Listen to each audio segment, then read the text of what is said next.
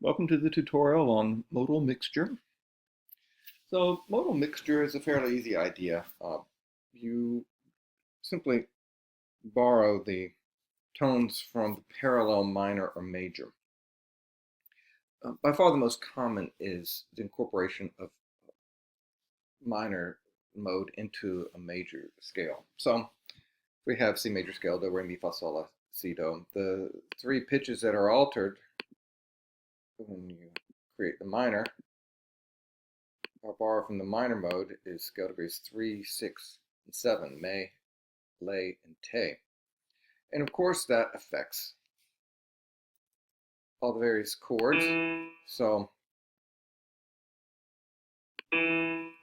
tonic now can be a minor. That's fairly superficial.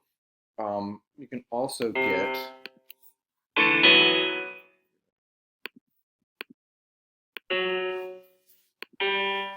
get a minor 3 chord that is frankly not all that common, though sometimes you will get the minor 3 chord that functions as 5 of flat 6, which is a more important mixture chord. So besides the alteration of tonic and sort of the substitutes for tonic, which you can think of 3 as being a substitute for tonic, the perhaps more important modal candidates for modal mixture are dominant prep chords. So here in the 4 chord, you borrow lay, and that has strong voice leading implications, as we'll discover. What is not altered are dominants. As you know from the minor, a true dominant has the raised leading tone, so that's they're the same. So of course, that's not going to be any different than usual. But flat 6, very common chord. Of course, when you have flat 6, you also have to alter the 5th, the me. Now flat 7, that you can encounter, but that usually functions as a 5 of flat 3. Usually for mixture, you don't go quite that far. You can, but it's usually more mixture. Usually that would be really a modulation to a distant modulation to say flat 3, which is a pretty distant move. A modal mixture that we're going to discuss is more superficial. It really applies to just a single chord here and there. Maybe opens up into an area of borrowing the progression from the parallel minor. So let's look at some of these progressions. So the most obvious alteration, besides just simply coloring 1 with the minor third, is the plagal motion, 1 to 4. So keep in mind this natural here is only made natural because I originally had altered it to A flat above. So now let's go ahead and introduce that. So that's sol, la, sol. So we get this intense voice leading. So just a variation of that. If I have this 1 to 4, 6. Do, la, do. If I alter that, do, la, do.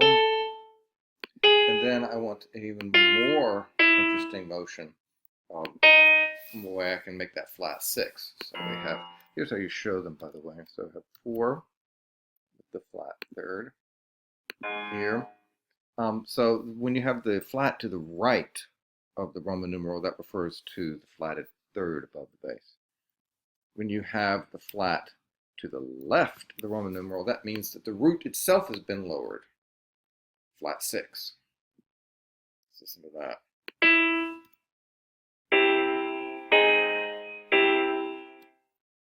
So that requires 2 alterations, and then when you go back, so mi, me, mi, that motion there, that chromatic half step there, has to be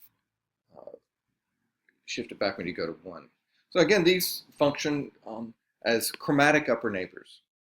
And structurally speaking, there's no difference between them and their counterparts, with just the tones from the major scales. Now that's just a brief expansion of one. Let's take both of these progressions and look at how they lead. They're treated as dominant prep chords. So so here we have the voice leading, the standard voice leading of the 4 chord. Do goes to T, La goes to Sol, Fa is either held over as a dominant 7th, or it moves down to Re. So we are going to the 5 chord.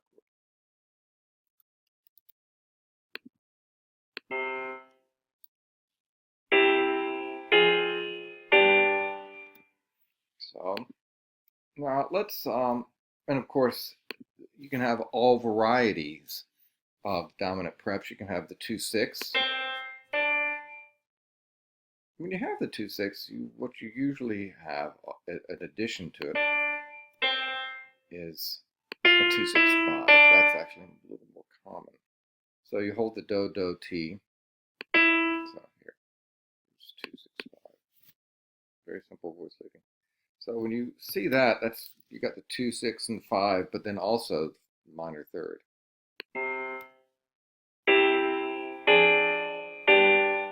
Little, very rich, nice chord. The 2/6/5 is one of my favorite in a minor. I'd have to use 7th chord. Very nice chord.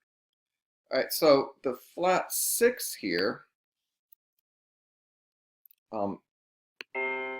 would typically lead down Do, La, Sol, and then you would have that kind of what they call the Phrygian cadence going to the structural dominant.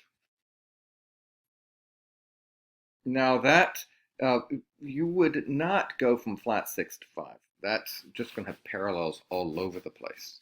So let's look at other versions. So that would be more likely to be just a plain old 4.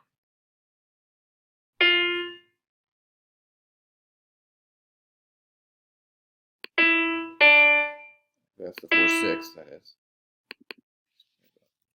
So here's what that's going to look like. 4.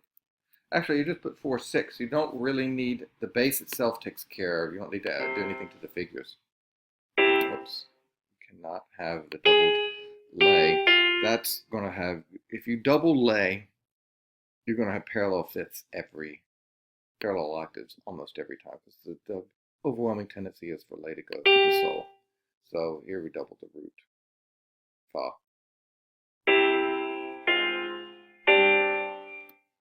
It's a nice suspension there. Let's go ahead and resolve it down.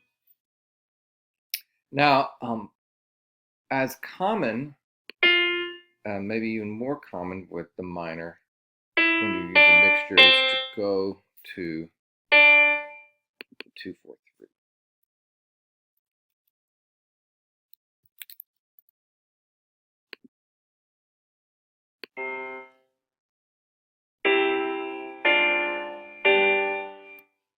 That. So those are, again, we're familiar with these chords because we studied dominant preps in minor. So that's really, and it's the same voice leading. So what we have to be aware of now is that you're introducing the chromatic tones because they're not in the key signature. But still the same old solfege, lay is going to Sol, do is going to T. So let's show you one little trick here. Let's have the 5 resolve, but not to resolve deceptively to flat 6. Again, we've seen this before, and it's the exact same voice leading as you studied when we did it in, it was just diatonic minor. So the key to this progression is doubling the third. Really, the T goes to Do, Re goes to Do. The Re does not go to May. If Re goes to May, that's parallel fifths. And the Sol falls down to May. This, so again, it's the same voice leading, double the third. Double the third. Do not try to double the root. You'll, if you do that, you'll write an augmented second between T and lay. So let's listen to this progression.